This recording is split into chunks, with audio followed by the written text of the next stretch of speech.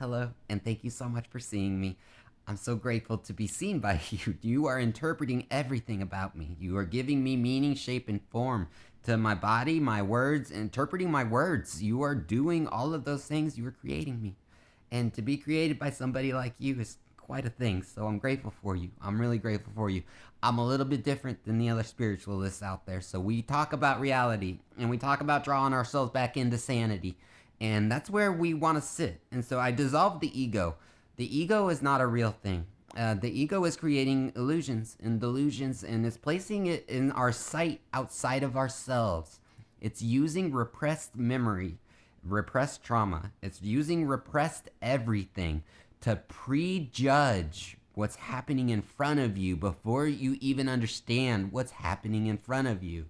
You know, science will back this up. There's a gap in time. There's a gap in time before you see anything that you've already prejudged with your mind before you form the matter at a subatomic level.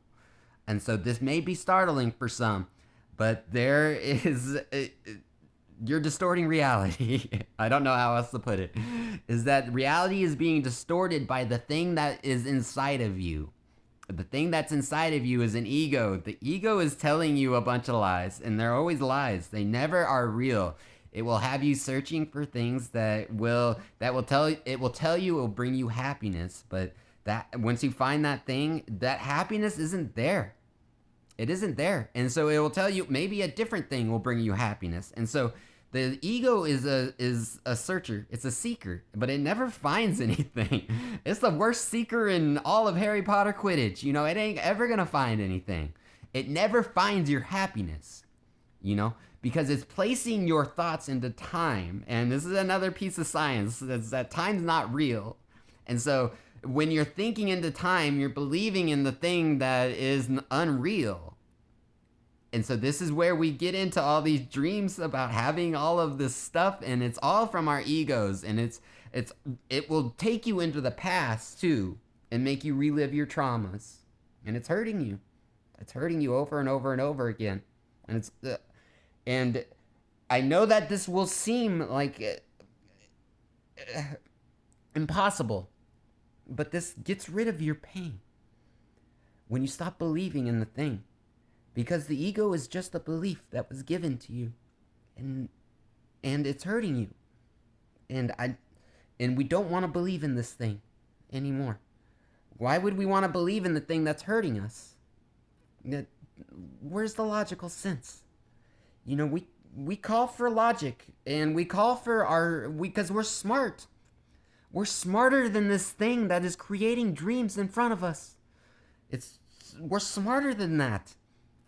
We know. We know.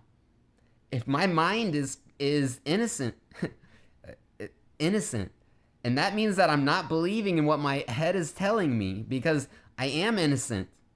I'm not committing any crimes. You're not either. You're not committing any crimes either. And so this dissolves the ego pretty much from your past, at least, you know, is that the past is not real, but your mind will place you in it so that you could live in unrealness and distort reality, you know, but we're smarter than it. And so we want to stop believing in the ego and believe in our spirit.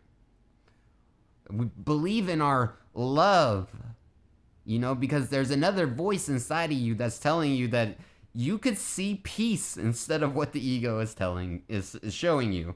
You could choose to have peace instead of sticking around in the situation that's really terrifying. You could turn your back and go, you know, instead of sticking around in the relationship that's really bad, you could turn your back and go. But your head will tell you, well, I'm not going to be able to make it without this other person who's doing harm to me emotionally and all that other stuff. I'm not going to be able to make it alone. It's lying to you. Because when you believe in God, God gives you what you need to make it alone. You know, you're just trapping yourself. The ego traps you in nothing because it believes in time. And if time is not real, then none of this really is, right? Our object permanence gets thrown out the window. And that's where people don't want to sit with me any longer after that, is because none of this is really happening. None of this is really happening. I'm not really happening. I'm a vision. I'm a vision. I'm being remembered by you. And that's why I'm grateful every time somebody wants to place me in front of them. I'm just being remembered. And I'm a divine reminder to your inner peace, your foundations, to love, to God. I'm your reminder. I hope you have a beautiful, wonderful day. I love you, and I mean it. Goodbye.